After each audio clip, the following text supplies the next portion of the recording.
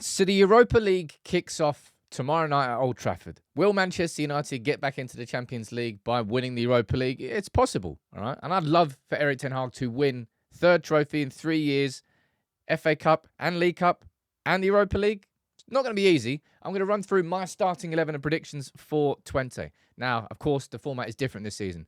8 games, 4 home, 4 away, completely different opponents, but there's extra games. Rotation needs to happen. It happened against Barnsley. Will it happen against Twente? I'll run through my team, but first things first, let's run through Erik ten Hag's press conference before the game. This quote here to kick it off made me laugh. He said, "I would prefer to play against someone else. It's not nice having to hurt something you love." Erik ten Hag, of course, I think he came through Twente's academy, said it here. He's got an affection and a connection, I suppose, with Twente. So he'd rather not play them, but he is. Just make sure you beat them. All right?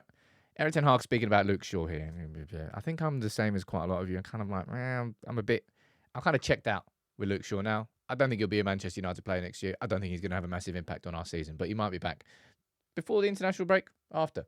Who knows? Who cares? Of course, Erik ten Hag speaking about the extra games. 2 more. We're playing Europa League group stage, whatever it's called, group stage games until the end of January. That's madness. Now, Mazraoui sat alongside him for the press conference, or was it like an extra press conference after? I don't really know. So does that technically mean he's going to be starting this game? I hope not, but I might be wrong. In terms of Twente, right? They won 5-0 at the weekend. They won 2-0 the game before. 2-0 the game before. I think they're 3rd or 4th in the Eredivisie right now. Where is that? They are 4th behind. Is that fine? No, who's top then? Ajax? I have no idea who's top. Anyway, they've won their last couple of games, right? This was the formation that they played in the last game, a 4-2-3-1.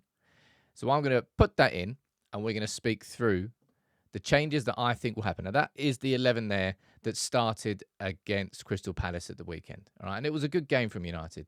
It was frustrating that the win didn't come, but overall, it was the most dominant I think we've been. There was a shape which I knew that was working. I could see the patterns, I could see the structures, but there has to be changes. Now, how much will Erik ten Hag change in this game?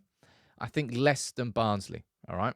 So if I go to that starting 11 there and I want to speak about Mazraoui and I want to speak about De Ligt, I'd love for both of those to be rested. I think if there's going to be either that are rested, I think he's probably going to go for that. As I said, I put Mazraoui on the bench.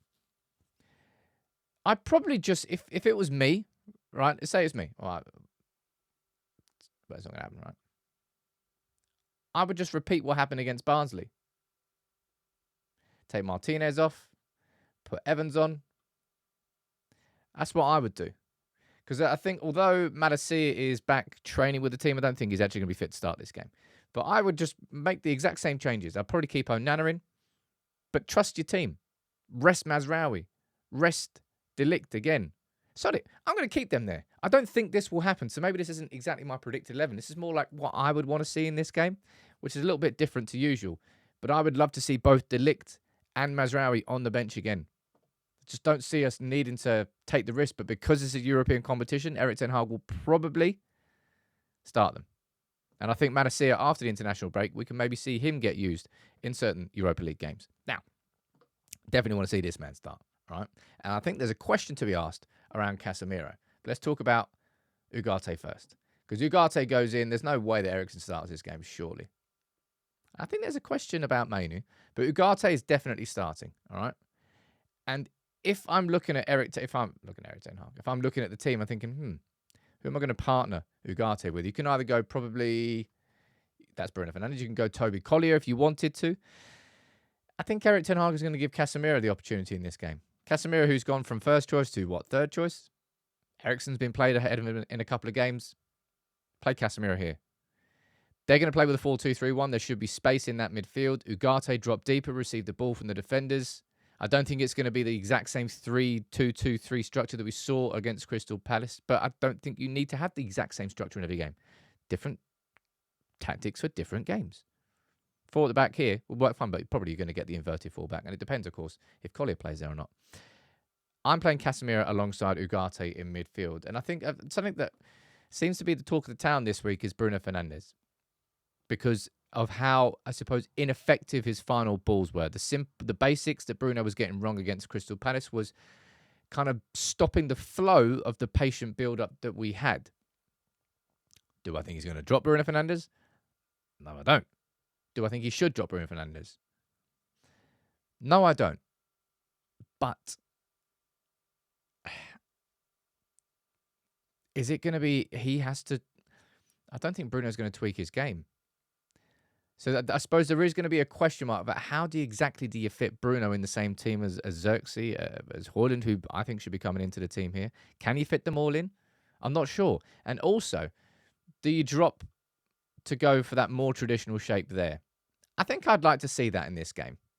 I think we'll have enough. I don't think we'll need to have the 4-2-4. Sometimes you might use that against your City and Liverpool and Arsenal, and when you want to be as secure as possible in that shape. I think we can afford to play like a more traditional 4-3-3 against Twente. So I'll put Bruno in that position there. And then the questions revolve around the attackers. Because who starts?